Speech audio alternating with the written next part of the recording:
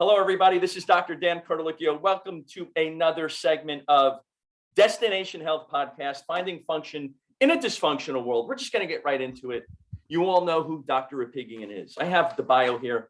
I'm putting it aside because we all know this is what, your fourth time, maybe fifth time, something like that, fourth time on the podcast. We know that Dr. Aimie is a rock star, surgeon, biology of trauma, master's degrees all over the place, biochemist, and all of that sort of good stuff, just like I am.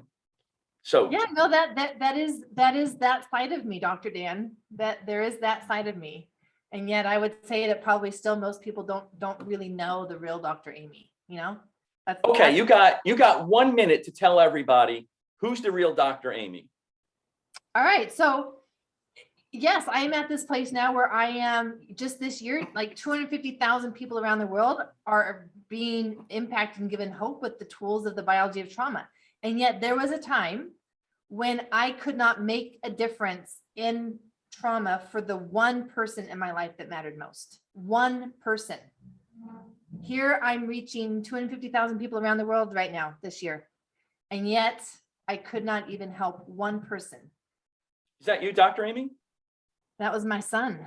That was your son. I was going either way, right? Either way. At that time in my life, I was not the one that mattered most to me in life. I've that's been a growth for me. So yeah, it was a very broken moment when everything that I thought I knew about trauma and what it took to heal trauma and just rise above your past, like it doesn't need to be about anything big and traumatic. It's just not letting your past life continue to drive you. And I thought that I had the answers, and I had a lot to learn because I realized at my lowest moment when, I've been working with my son for 2 years and we're sitting in a rocking chair one day. I can remember it as if it were yesterday. Like I'm rocking him. I'm doing this attachment parenting stuff. I'm doing everything that I'm supposed to be doing. Right, Dr. Dan? I've got all the best therapists. I'm in medical school. I'm at Loma Linda University, so I've been surrounded by the best of the best. The best of the best. Everything. Right. And I'm sitting there rocking him, and he's calmly telling me how he's going to kill me. And I'm just like the very low moment for me. Very low moment for me when everything that I wanted was just to be able to help him rise above his past. Right. And nothing was working. And it had nothing to do with you. It was what was going on in his little brain at that point in time.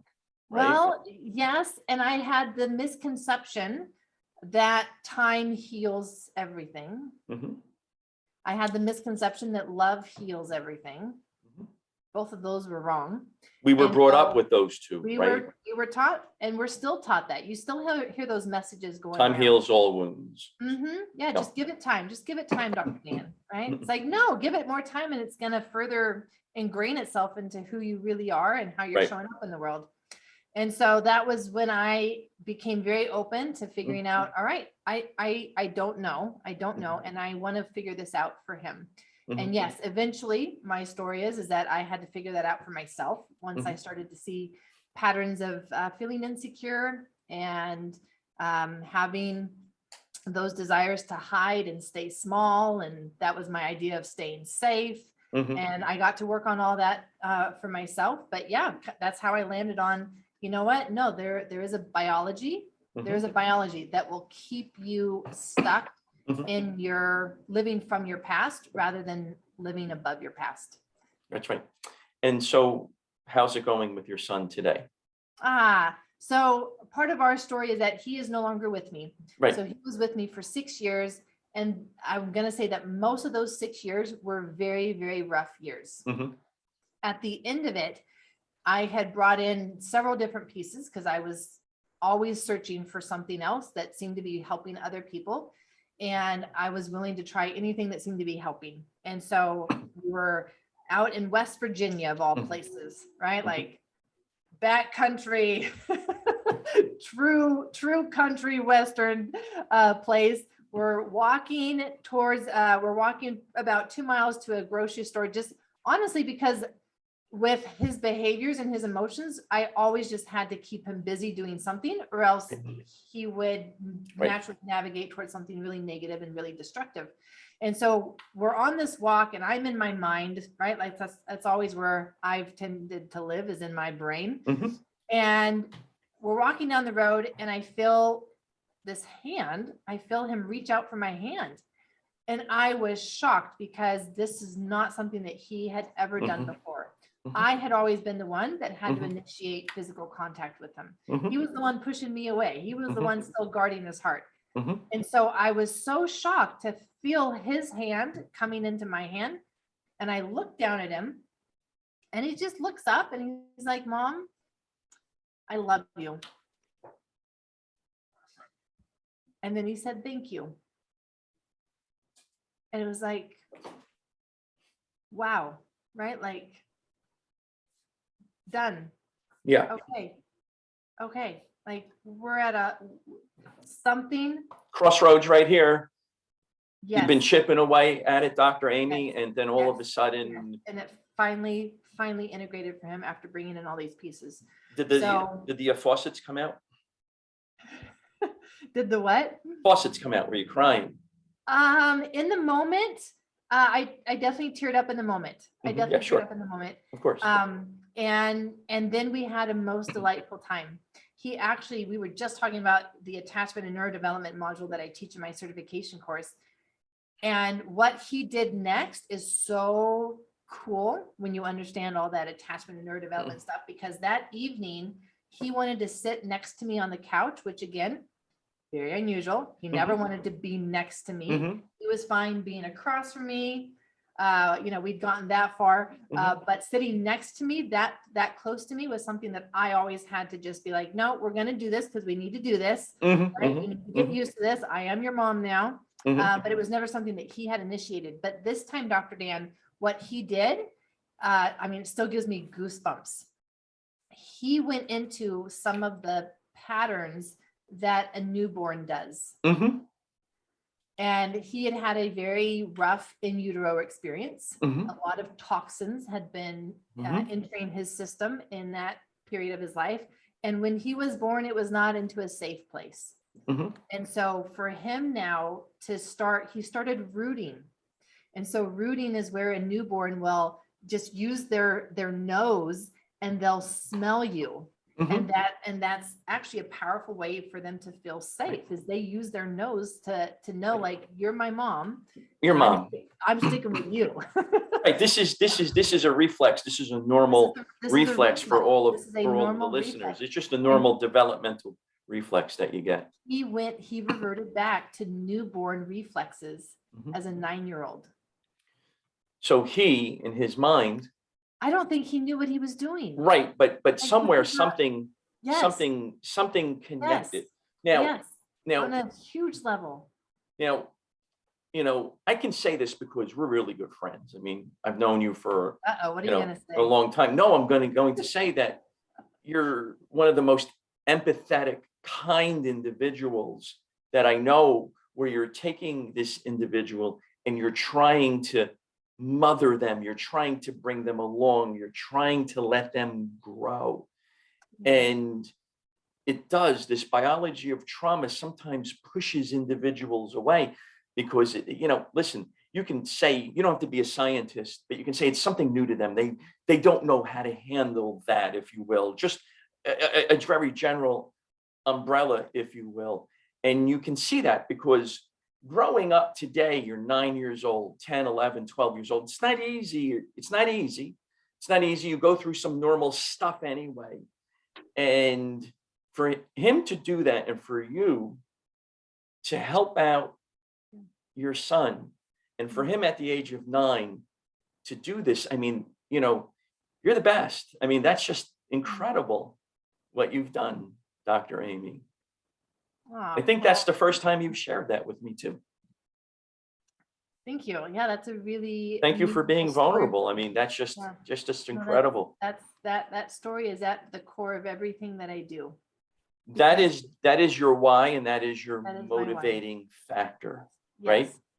And just before we got on, I was teaching my advanced somatic course, which I call All Parts of Me, where I bring in internal family systems into somatic work.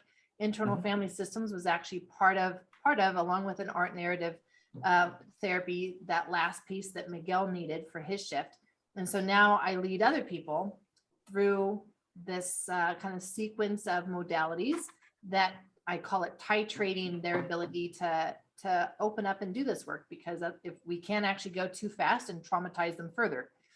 So I was just in the advanced somatic course, All Parts of Me, and one of the girls there shared how she's been working with her younger part for the last 6 years, thought that she was doing great. And then she comes to my course, and this week she's had a huge shift, because when she reconnected with that part, Dr. Dan, she realized she's still so hurt. She is still feeling so alone, so traumatized. I've been working with her for 5 years. Why have I not made more progress? And what she found out and what she shared with us today that had me in tears, right? Sure. Was that as a result of this process, she found out that this little girl holds on to illness, and that's how she stays safe. And so she's now 35. And she's sharing this conversation that I teach them how to have the conversation with their parts. And this little girl didn't know that she had grown up. And one of the things that she said in her conversation was, I'm still waiting for my mommy. Yeah. And so, I know. Wow. And Very so powerful. it's so powerful. And Extremely like you say, like, powerful. it's just it's this unfolding. Right. And I see that in people, where no matter what they're going through, no matter what they're holding in, it's just that process of unfolding that gets me all jazzed about how I can help facilitate that, and the tools that I have that I can share with them that help them do that unfolding. That's quite beautiful. Yeah. And, for all of our listeners, it's not just because Dr. Amy's the best friend. I mean, she is the best at this. So we always say contact Dr. Aimie, because she's just doing remarkable work, helping 250,000 people this year alone. And that is just incredible that you've done that. Thank you for sharing that story. I mean, it's very somber to hear these stories. It's very uplifting too. It's one of those situations, Dr. Aimie, where you go through something, you're trying to help, but there's that silver lining, and you keep trying to figure out what that is in order to help somebody out. And, I didn't know this about you, that this is in part your why. So thank you for sharing, and thank you for letting me know. I'm switching into trauma. I'm switching into neurodevelopmental stuff because of my son with ADHD. It's becoming a wheelhouse more and more every single day. And Dr. Aimie has promised to teach me some of this stuff. So I know. And just with you saying that you're working with your son who has ADHD, Dr. Dan, if you want to send me a video of him doing what I call tummy time crawl, I can give you some guidance on some exercises that he could do that would make Absolutely. a huge difference for his ADHD. Thank you very much. I need Absolutely. a video of him on the floor on his tummy, and figuring out without any direction from you, figuring out how to move himself down the floor forward, keeping his belly button on the floor. His belly button on the floor. Okay. And I need socks off and nothing in his hands. Okay, socks off. I'll just have his gym shorts on or something like that. That would be fine. He's 14 years old, so he's eternally impressive at this point. So he's going to be like, that would be fine. He's going to go like this during the video, and then he'll do it, because that's what boys. And I'm totally fine with that. Fine with that. But Thank you very much, Doctor. Right there, tell me so much about his neurodevelopment and maybe some gaps. I don't know, like when he crawled or when he walked or all of that stuff about him, but toe walker early, walker very. Oh, that's so significant. The toe walking is so significant. I'm not surprised that he has ADHD. Toe walking, and as I was learning about this, I was going through toe walking. He walked at a very early age, balance like you couldn't believe on his toes. when he was 3 or 4, I saw him jump off of a clubhouse that over at his friends, and he just walked away, walking on beams in the park, on his toes. You couldn't even knock him from side to side. He was just laughing, but he was a toe walker, walked very early.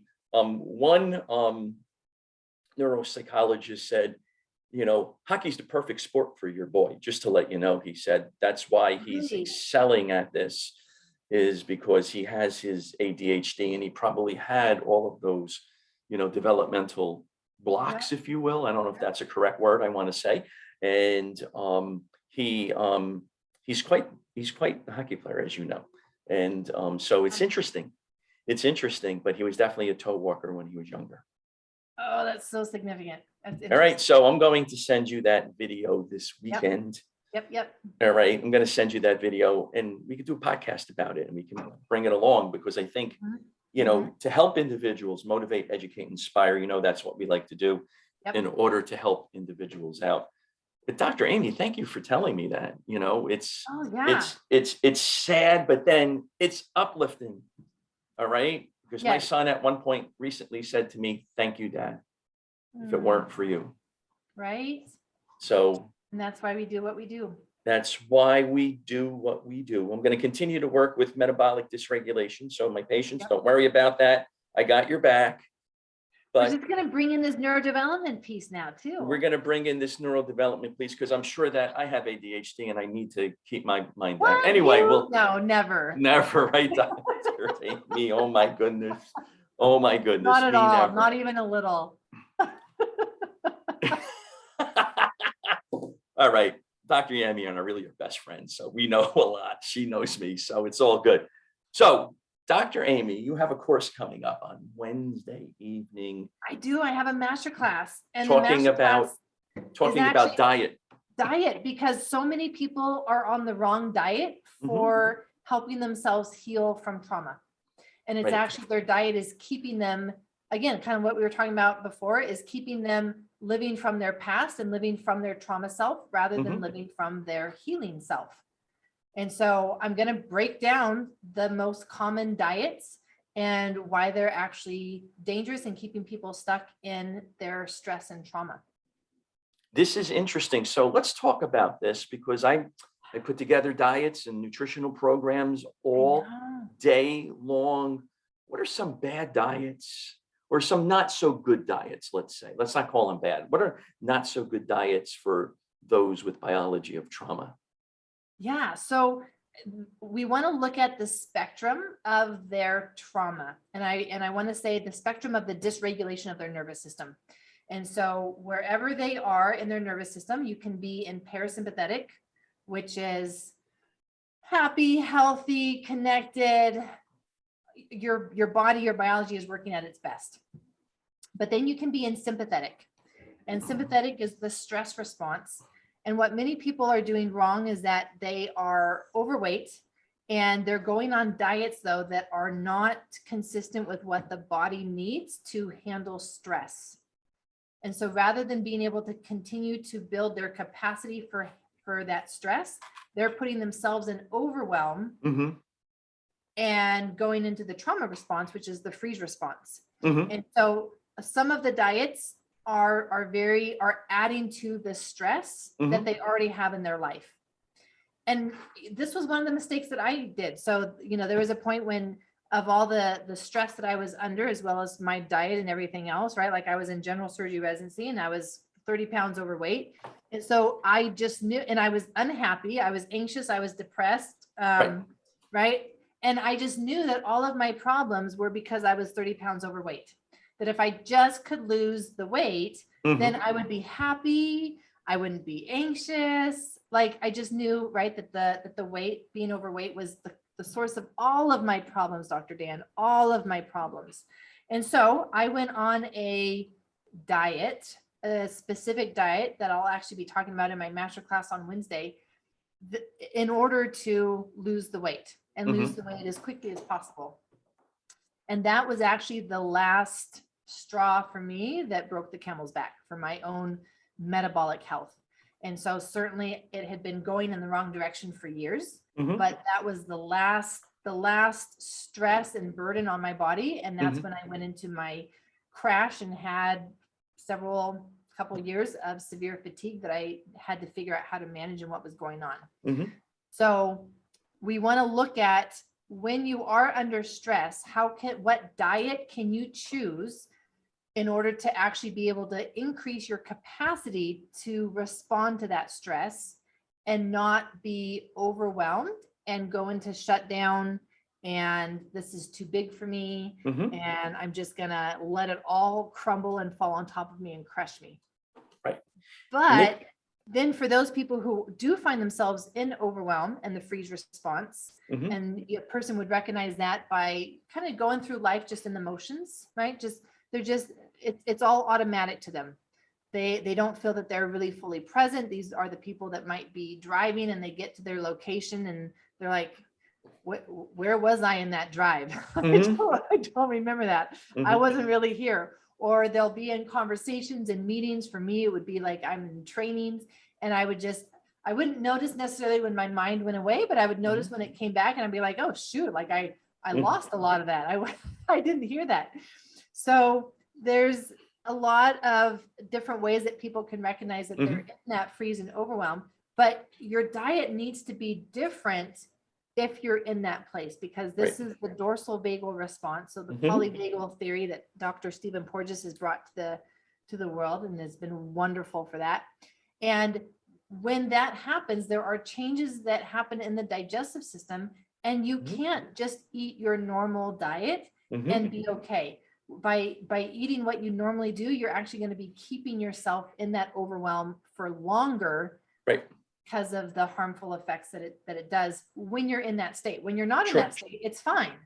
Right. But when you are in that state, you have to be able to honor that and support that and do things differently. Just like if you were to break a bone, like if you Right. broke one Sure. of your leg bones, you're Mhm. not going to expect yourself to still walk the same. You need to support it. You're going to need Mhm. to bring in crutches or bring in a Right. wheelchair, or you're going to need to support it so that it can heal. But it's not like that's going to be the way that it always needs to be. Once your bone is healed enough, then Sure. you're back to your regular walking. Right. So Sure. just understanding though that there are these different states of the nervous system, these different states in terms of whether you're in the healthiest state, that parasympathetic state, or if you're in the stress response, or if you're in the trauma response, and that there's actually a different diet for each of those states. I agree with you 100%. This is something that is so important. I'm, when you're talking, I'm thinking about my childhood and, being tired and fatigued all the time, stressed, getting good grades, stuff at home, stuff that happens on a regular basis, being a teenager and stuff, and I remember going to the doctor and you were getting iron pills back Can I then. just say that I feel sorry for your parents? I think Why is that, Dr. Aimie? I just am trying to imagine you as a teenager, and I'm like, Oh, oh, that would have been intense. it was intense, Dr. Aimie. It was really intense. I was an intense individual back then, as much as I am an intense individual today. And I love you for it, and you know it.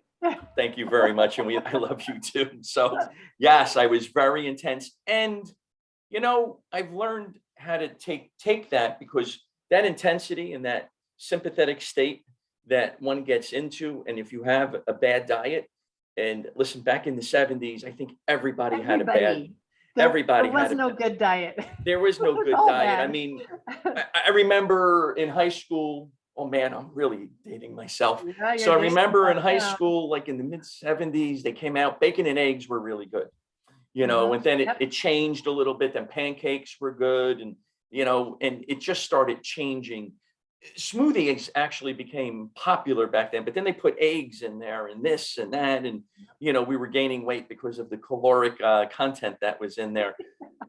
I remember getting iron pills Mhm. from my primary care in order to build up iron. That's what they thought. If you were to build up your iron, you would feel more energetic and so forth. And oh, they were terrible. Oh goodness.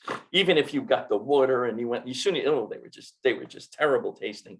And I actually remember the taste. So, this is important because, your diet can perpetuate your nervous system, could cause dysregulation in your gut, there's a gut brain axis. We know that today. That's extremely important. Can lead to neurocognitive issues. And see, I've been studying, Dr. Aimie. I know. Yeah, you've been You know, studying. so it is very important. This is going to be an important masterclass to sign up for in order to understand what's going on, because diet affects everything. It's like medicine, right? That your diet. It's kind of like medicine, and it's a situation. What you put into your body is extremely, extremely important, right? Yeah, and I think that when people understand that they can use diet as a tool, Yes. and how that can change things, and being able to recognize, wait a second, I'm at this level of stress today, so I can actually change my diet to support the level of stress that I'm under today, rather than kind of mindlessly still doing the same thing that we do with diet, and whether it's helping, whether it's hurting, but there's just like, we can use it so strategically to help us no matter where we are on that spectrum of stressed to just burnout and overwhelm and shut down. Right. And there's food sensitivity testing, simple blood work that makes it even more specific on what you should be eating and what you should be avoiding, especially during these times. That's a game changer. I love it. Game changer. Isn't it a game changer? And this is something that everybody can do, right? It's not like the most expensive modalities that only the special people are allowed access to. It's like, no, this is where it becomes real life for everybody. And there are very simple principles of diet and how you can use it to support no matter what state you're in your nervous system and that stress or survival response. And it's a huge game changer. It is a game changer.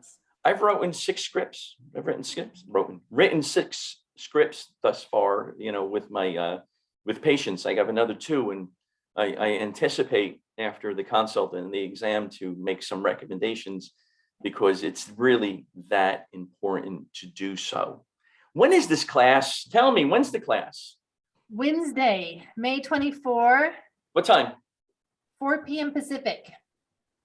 No, Wednesday is the 25th. 25th. Wednesday, May 25, 4 p.m. Pacific.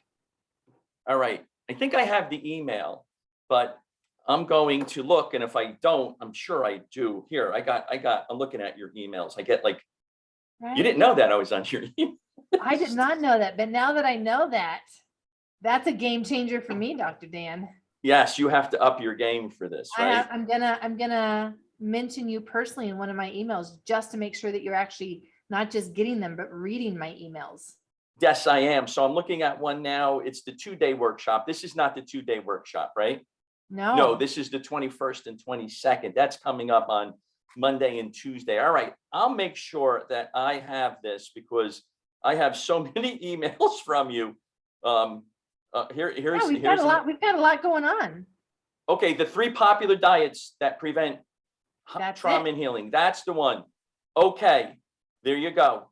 There you go. Okay. I am going to make sure that the registration link is in this podcast. Here we go.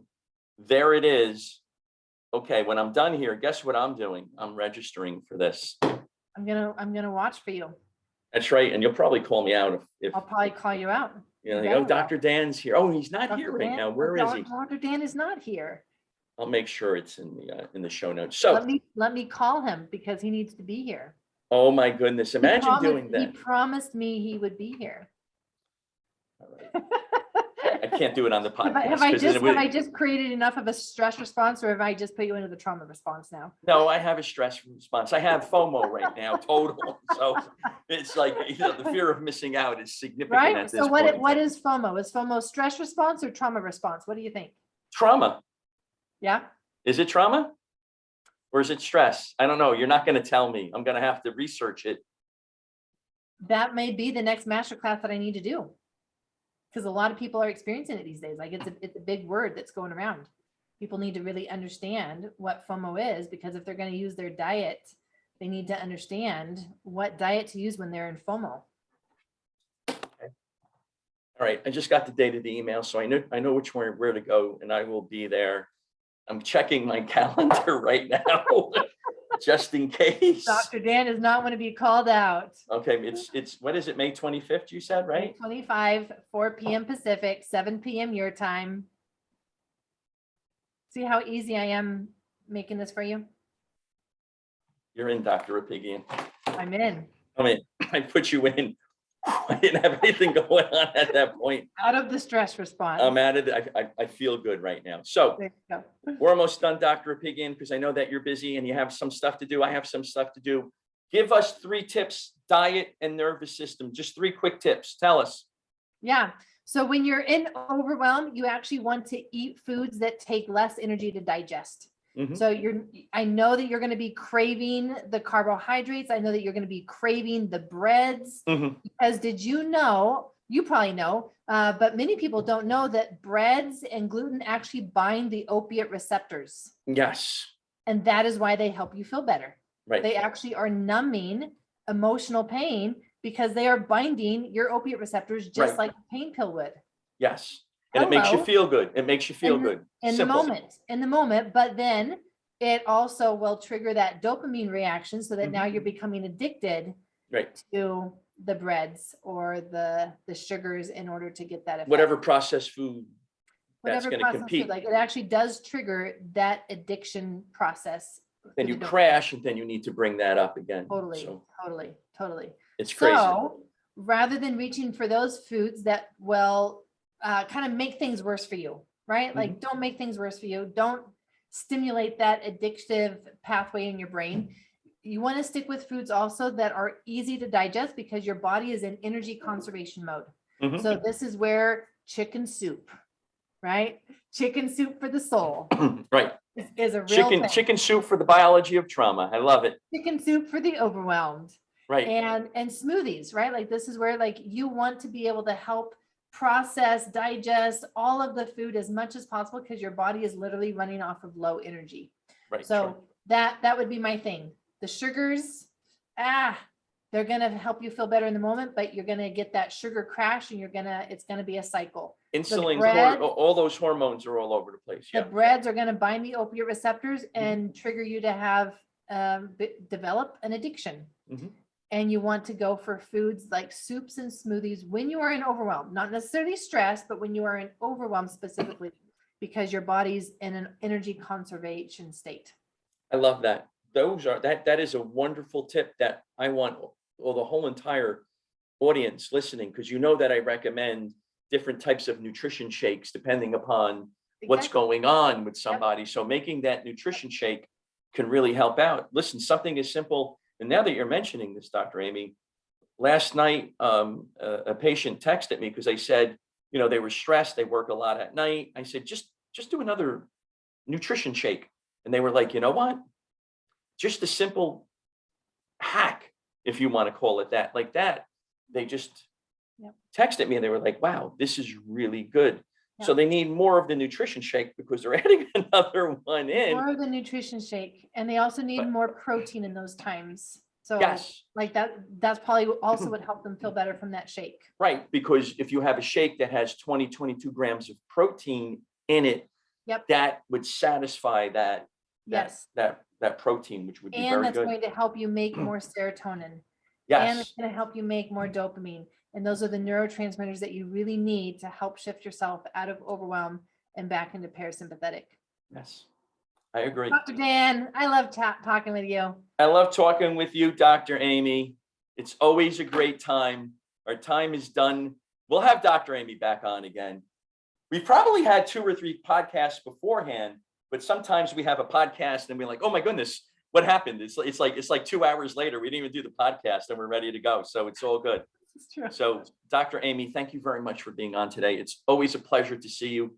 Very simple, very powerful, actionable steps. I'm going to have the show notes and I'll put in the link. I have it right here and I'm going to put in the link. I'm signing up as soon as I'm done here.